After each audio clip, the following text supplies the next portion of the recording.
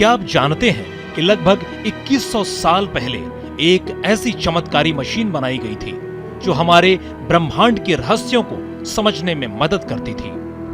यह कहानी है ग्रीस के समुद्र तट पर मिली एक प्राचीन गहरे जहाज के मलबे की, जिसे हम एंटिकिथेरा शिपरेक के नाम से जानते हैं। 1900 में खोजा गया यह जहाज शुरू में केवल खजाने की खोज के लिए जाना गया था, लेकिन आज वैज्ञानिक इसे प्राचीन विज्ञान और इंजीनियरिंग का चमत्कार मानते हैं। इस जहाज में सबसे अनोखी चीज थी एंटिकिथेरा मैकेनिज्म। यह कोई साधारण उपकरण नहीं था, यह एक प्राचीन खगोलीय कैलकुलेटर था जिसमें जटिल ब्रॉन्ज के गियर लगे थे। इस यंत्र ने सूर्य, चंद्रमा और ग्रहों की गति को मॉडल किया था।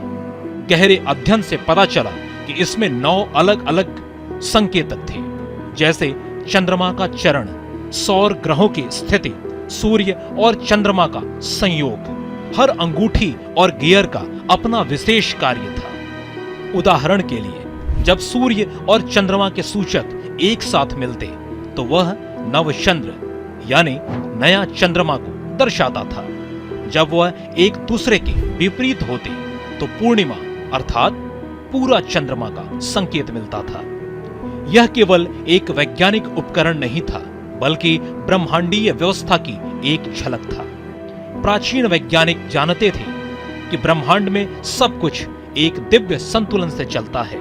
सूर्य, चंद्रमा और ग्रह केवल खगोलीय पिंड नहीं थे, वे ब्रह्मांड की लीला के अंग थे।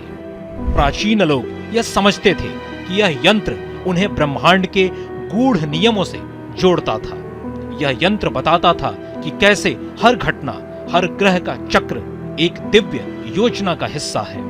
वो गणनाएं जो वीनस के 289 चक्र को 462 वर्षों में नापती थीं और शनि के चक्र को 427 चक्र में 442 वर्षों में, यह सब मानव बुद्धि और प्रकृति की गहराई का मिलन था। एंटिकिथेरा मैकेनिज्म केवल एक पुरातात्विक वस्तु नहीं था, यह उस युग के वैज्ञानिक और आध्यात्मिक दृष्टिकोण का संगम था।